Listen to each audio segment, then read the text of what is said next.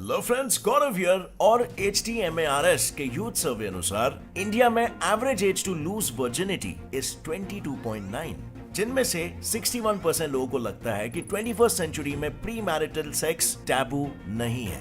लेकिन जब बात आती है मैरिज की, तब इन्हीं यूथ्स में से 63% लोगों को उनके पार्टनर्स वर्जिन चाहिए, और ये एक स्ट्रॉन्ग रिक्वायरमेंट है। So why is everyone so obsessed with being a virgin? और ये ऑब्सेशन आज से ही नहीं है, एक्चुअली एंशिएंट टाइम से चलते आ रहा है। और इसीलिए तो पुराने समय में फीमेल्स वर्जिन है या नहीं ये चेक करने के लिए सुहागरात के दिन उनके बेड पर व्हाइट कपड़ा बिछा दिया जाता था, ताकि लिटरली उन्हें टेस्ट किया जा सके। इतना ही नहीं, कई रीजन्स में तो वर्जिन फीमेल्स को पहचानने के लिए उनके यूरिन तक को टेस्ट किया जाता था। लेकिन क्या इन एंशिएंट मेथड्स के पीछे सच में कोई साइंस था या सिर्फ दिल की तसल्ली?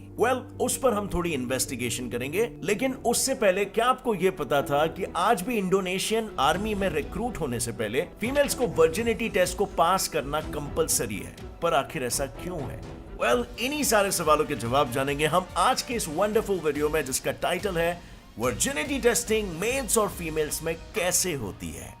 सबसे पहले तो डेफिनेशन के अनुसार virgin is someone who never had sex. लेकिन ये इतना सिंपल नहीं है। ऐसा इसीलिए क्योंकि अलग अलग लोगों के लिए सेक्स का मीनिंग भी अलग अलग होता है। कुछ लोग ये सोचते हैं कि पहली बार जब पीनस वेजाइना के अंदर जाता है तब दोनों मेल और फीमेल की वर्जिनिटी लूज होती है। लेकिन ये कॉन्सेप्ट दूसरे सेक्स के लोगों को इस डेफिनेशन से बाहर निकाल देता है। लेस्बियंस, गे, बाइसेक्सुअल और पैनसेक्सुअल, इन सेक्स वाले लोग जिन्होंने पीनस इन वेजाइना सेक्स नहीं किया है लेकिन दूसरे टाइप की सेक्सुअल एक्टिविटी की है, जैसे कि ओरल या एनल, क्या वो भी वर्जिन है? यस एंड नो, क्योंकि ये उन पे डिपेंड करता है कि वो इस टाइप के सेक्स को छोड़ के बाकी सारे एक्टिविटीज को एक्चुअल सेक्स समझते हैं या नहीं। इन्हीं केसेस में एक और एक केस है जिसे लूजिंग वर्जिनिटी नहीं माना जाता, और वो है सेक्सुअल अब्यूज। लोगों का ये मानना है कि अगर किसी पर रेप या सेक्सुअल एक्टिविटी फोर्स की गई हो तो उसका सेक्स करने का कंसेंट था ही नहीं, and sex is only considered sex when both the parties have agreed to it. लेकिन फिर भी आज तक कुछ लोगों का यह मानना है कि फीमेल्स का हाइमेन टेयर हो चुका है, मतलब वो वर्जिन नहीं है। और ऐसा मैं नहीं कह रहा हूं। साल 2016 में अहमदाबाद डिस्ट्रिक्ट की एक महिला जो पुलिस फोर्स की भर्ती के लिए ट्रेनिंग कर रही थी, उसकी नासिक के 25 ईयर ओल्ड मेल से जबरदस्ती शादी कर दी गई थी। ये उस मेल की दूसरी शादी थी। दोनों भी कंजर भट्ट कम्युनिटी से बिलोंग करते थे और उनके बिलीफ्स को बहुत फॉलो करते थे, इतना कि ये लोग कपल्स को वेडिंग के बाद भी ऑब्जर्व करते हैं। And for your kind information, एक स्टैटिस्टिक के मुताबिक एवरेज इंडियंस अपनी शादी में नहीं तो भी 20 लाख का खर्चा करते हैं। और सेविंग्स देखने जाए एक मिडिल क्लास इंसान की तो साल की सिर्फ 1,20,000 रुपीज ही होती है। बट आप इस सेविंग्स को और बढ़ा सकते हो using wisely app.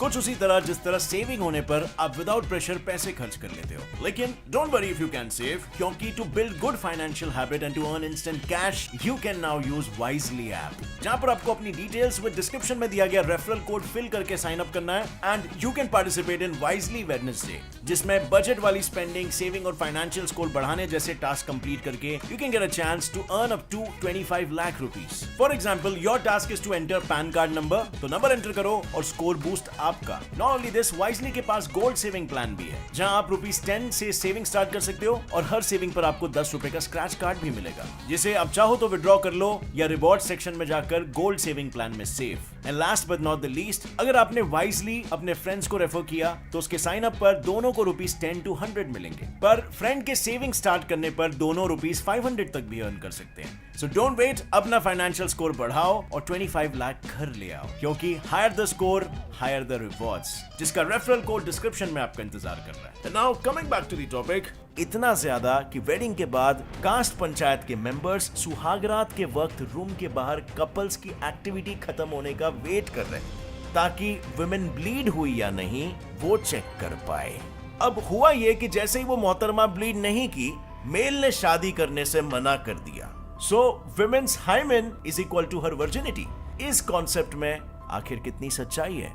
Williamson medical centre के वाइस चीफ स्टाफ और गायनेकोलॉजिस्ट हेदर रूप के अनुसार ये कॉन्सेप्ट सदियों से चला आ रहा है, एक मिसकंसेप्शन है। और ऐसा क्यों, ये जानने से पहले थोड़ा हाइमेन के बारे में ही जान लेते हैं। दरअसल हाइमेन लेबिया और वेजाइना के बीच में एक थिन सा मेम्ब्रेन या फिर टिश्यूज का एक फोल्ड होता है, जिसके सेंटर में एक छोटी सी ओपनिंग होती है जो वैजिनल ओपनिंग से काफी छोटी होती है और उसी ओपनिंग से मेंस्ट्रुअल फ्लो बाहर आता है। That's it. और अगर देखा जाए तो हाइमेन का कोई मेडिकल पर्पस नहीं होता, वो वेजाइना के एम्ब्रियोलॉजिकल डेवलपमेंट का सिर्फ एक रेमनेंट पार्ट होता है। बट हाइमेन को लेकर लोगों में बहुत सारे भ्रम है। जैसे कई लोगों को ये लगता है कि हाइमेन हमारे वेजाइना को पूरी तरह से कवर करता है और वो सिर्फ इंटरकोर्स के वक्त ही ओपन होता है, बट ऐसा नहीं है। लेबिया की तरह हाइमेन की थिकनेस और शेप में भी वेरिएशंस होते हैं, जिसमें भी 10% लड़कियों का तो जन्म किसी प्रकार के एबनॉर्मलिटी के साथ ही होता है। कुछ फीमेल्स बहुत कम हाइमेन टिश्यू के साथ पैदा होती है, जैसे उनमें वो टिश्यू है ही नहीं, और कुछ रेयर केसेस में हाइमेन उनके पूरे होल को ही कवर कर लेता है या फिर उनका होल ही बहुत छोटा होता है। अब हाँ, ये कॉन्सेप्ट कुछ हद तक सच है कि फर्स्ट टाइम वैजिनल सेक्स के वक्त हाइमेन टेयर होने की वजह से विमेन को ब्लीडिंग होती है,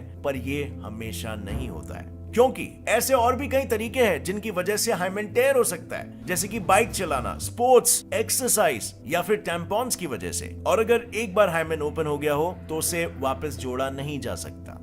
अब आप ही बताओ कि आजकल स्पोर्ट्स, बाइक राइडिंग, एक्सरसाइजेस करना लड़कियों में कॉमन नहीं है क्या? लेकिन हाइमेन के पीछे के साइंस को जाने बगैर ही पुराने समय के लोग वर्जिनिटी के पीछे पागल थे।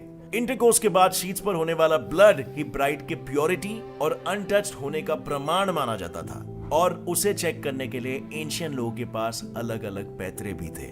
हिस्टोरियन हैंड ब्लैंक द्वारा लिखी गई वर्जिन द अनटच्ड हिस्ट्री, इस बुक के अनुसार एंशियंट ग्रीक टाइम्स में ऐसा माना जाता था कि गर्ल्स जो वर्जिन है उनके स्मॉल, पिंक और अपवर्ड पॉइंटिंग निपल्स होते हैं। उसी जगह नॉन वर्जिन गर्ल्स के डार्क, लार्ज और डाउनवर्ड पॉइंटिंग निपल्स होते हैं। ये तो कुछ भी नहीं है। द सीक्रेटिस मुलेरुम, इस मेडिवल टेक्स्ट में लिखा गया है कि अगर वुमेन की वर्जिनिटी चेक करनी हो तो उनके यूरिन को चेक करना चाहिए, क्योंकि उनके अनुसार वर्जिन्स का यूरिन क्लियर और लूसिड रहता है, इतना क्लियर कि वो स्प्राइट की तरह स्पार्कलिंग व्हाइट रहता है, और नॉन वर्जिन्स का यूरिन मडी होता है, क्योंकि absurd, right? But wait, this is nothing compared to what I am going to tell you next. South America के रूरल ब्लैक कम्युनिटीज में ऐसी परंपरा थी कि वर्जिनिटी चेक करने के लिए मेल अपनी उंगलियों पर कुछ ईयर वैक्स लेकर फीमेल के वल्वा पर अपनी उंगली को प्रेस करता था। अगर मेल के ईयर वैक्स के टच में आते ही फीमेल को दर्द होता है, यानी कि वो वर्जिन है, और अगर नहीं तो इसका मतलब नहीं। अब इन सारे टेक्निक्स के पीछे उनका क्या लॉजिक था ये तो हमें नहीं पता, लेकिन वर्ल्ड हेल्थ ऑर्गेनाइजेशन के डॉक्टर अनुसार एंशिएंट टाइम्स के इन प्रैक्टिसेस के पीछे कोई एक्चुअल साइंस था ही नहीं, सिर्फ मन घड़त कहानियां और मान्यताएं थी, क्योंकि फीमेल के निपल्स का साइज और उनके यूरिन के कलर का उनके वर्जिनिटी से कोई संबंध नहीं है। एंड वेल, सो या, those were all the sham practices, which makes us think कि क्या एक्चुअल में ऐसी कोई टेक्निक्स है भी क्या जिससे साइंटिफिकली किसी ह्यूमन बीइंग की वर्जिनिटी को टेस्ट किया जा सके?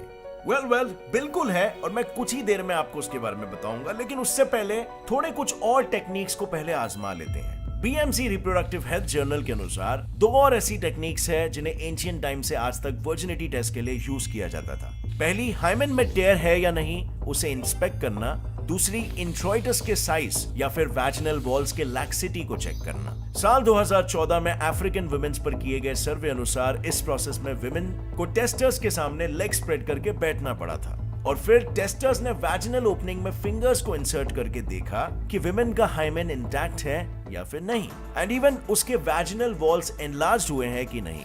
इस टेस्ट को 2 फिंगर टेस्ट भी कहा जाता है, और इसी टेस्ट को अलग तरीके से भी टेस्ट किया जाता था, जिसमें कोई लिक्विड फीमेल्स के वेजाइना में डाला जाता था, और अगर वो लिक्विड इजीली अंदर जा रहा है यानी कि उसका हाइमेन टेयर हो चुका है, जिससे वो वर्जिन नहीं है ऐसा मान लिया जाता था। लेकिन अब सवाल यह आता है कि वर्जिनिटी के इस ऑब्सेशन की शुरुआत कहां से हुई थी? वेल, इस पर sex, society and medieval women, इस बुक के राइटर NM हैकेल ने अपने बुक में लिखा हुआ है कि पेटर्निटी टेस्ट के पहले के एरा में हस्बैंड्स को इस बात का आश्वासन चाहिए था कि उनकी वाइफ द्वारा पैदा किया हुआ बच्चा उन्हीं के खून का है, और वर्जिन वाइफ से शादी करना इस बात को निश्चित करने का सबसे आसान रास्ता था। ऊपर से वर्जिन वाइफ्स नॉर्मल से ज्यादा डाउरी के साथ आती थी, और इसीलिए ये मौका तो हस्बैंड के लिए सोने पे सुहागा होता था।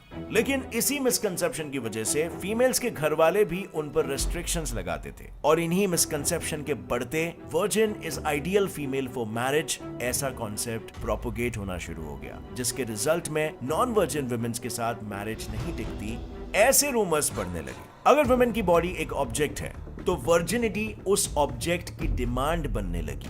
उसके बाद वर्जिन वुमेन को इतना सेक्सुअलाइज किया गया कि नॉन वर्जिन वुमेन मतलब स्लट ये माने जाने लगा। पुराने समय से चलते जाने वाले इस कॉन्सेप्ट को लोग आज तक मानते हैं और इसीलिए तो 21st सेंचुरी के टेक्नोलॉजिकल एरा में आने के बावजूद इंडोनेशिया में आज भी फीमेल मिलिट्री रिक्रूट्स के लिए वर्जिन्स की डिमांड की जाती है। और इस बात का रीजन पूछने पर आर्म्ड फोर्सेस इंफॉर्मेशन के चीफ मेजर जेन फॉर्ड बासिया ये कहते हैं कि ये उनके नेशनल सिक्योरिटी का सवाल है, क्योंकि उनके अनुसार अगर ऐसे रेस्ट्रिक्शंस ना लगाए जाए तो बैड हैबिट्स वाले फीमेल मिलिट्री पर्सनल बन जाएंगे। सोल्जर्स देश के डिफेंडर्स होते हैं और अगर कोई फीमेल वेडलॉक के बिना अपनी वर्जिनिटी लूज कर सकती है तो उसका मतलब उसकी मेंटल हेल्थ ठीक नहीं है और इसीलिए ऐसे फीमेल्स को देश को डिफेंड करने के लिए रिक्रूट नहीं किया जा सकता। अब क्या सिर्फ इंडोनेशिया देश में ही ऐसी सोच का पालन होता है? ऑब्वियसली नहीं। साउथ अफ्रीका के हाई स्कूल्स में टीनेज प्रेगनेंसी रेट्स को जानने के लिए वर्जिनिटी टेस्ट किया जाता है। इंडिया के केरला में नन्स बनने के लिए इस टेस्ट को परफॉर्म करना पड़ता है। इजिप्ट के मिलिट्री जेल में बंदी बनने वाले फीमेल्स पर भी वर्जिनिटी टेस्ट किया जाता है ताकि ये फीमेल बंदी आगे जाके कभी किसी अथॉरिटी ने उनका रेप किया है ऐसा इल्जाम उन पर ना लगा पाए। और इतना ही नहीं, 1979 तक यूके में इंडिया, बांग्लादेश और पाकिस्तान से माइग्रेट होने वाली विमेन्स पर भी वर्जिनिटी टेस्ट किया जाता था ताकि वो यूके के सिटीजन से सच में एंगेज्ड है या नहीं ये समझा जा सके। बिकॉज एज यू नो उन कंट्रीज में जाने के लिए बहुत सारे इंडियन सेटिंग लगाया करते थे किसी उस देश के सिटीजन के साथ इन एक्सचेंज ऑफ मनी। लेकिन वर्जिनिटी टेस्टिंग का ये कॉन्सेप्ट इतना फीमेल सेंट्रिक क्यों है? क्यों मेल्स के वर्जिनिटी को इतनी इंपॉर्टेंस नहीं दी जाती?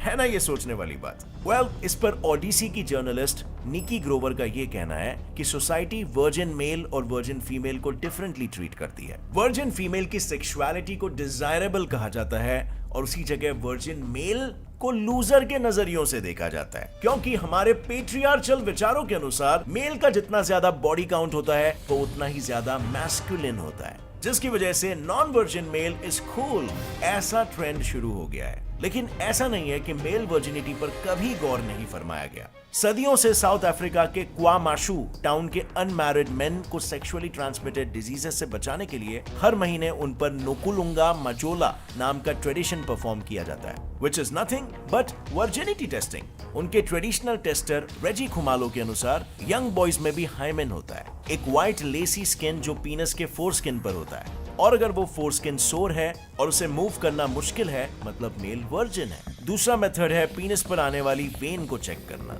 उनके अनुसार अगर पीनस में मौजूद वेन दिख रही है मतलब मेल वर्जिन है। और फाइनली अगर मेल स्ट्रेट अप एयर में सुसु करता है तो वो वर्जिन है, और अगर उसकी सुसु स्प्रेड होती है तो इसका मतलब उसका हो चुका है।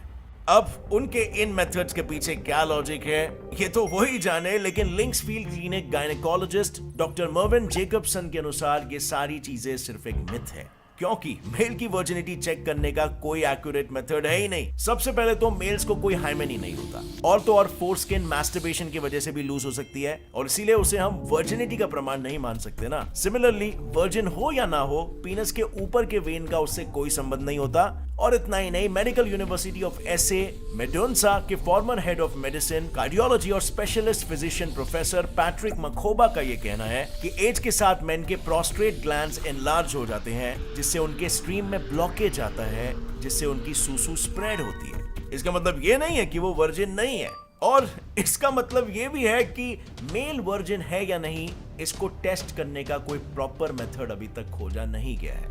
और शायद इसीलिए फीमेल्स की वर्जिनिटी को मेल्स की वर्जिनिटी से ज्यादा अटेंशन मिलता है, बिकॉज फीमेल्स में तो वो clinical method of inserting fingers से काफी हद तक बताया जा सकता है कि फीमेल वर्जिन है या नहीं, but that is also 100% not accurate, because किसी एक्सटर्नल रीजंस के कारण भी वो हुआ हो सकता है। मेरे हिसाब से इन स्टूपिड टेस्ट पर रिलाय करना ही स्टूपिडिटी है। ये बस इनसिक्योरिटीज और क्लोज माइंडेडनेस को दर्शाता है और हमें आगे आने वाले मॉडर्न एरा में ट्रांजिशन करने से रोक रहा है। आपका इस पे क्या विचार है फ्रेंड्स? क्या इस तरह के वर्जिनिटी टेस्ट करना आपको समझदारी लगती है या फिर नहीं?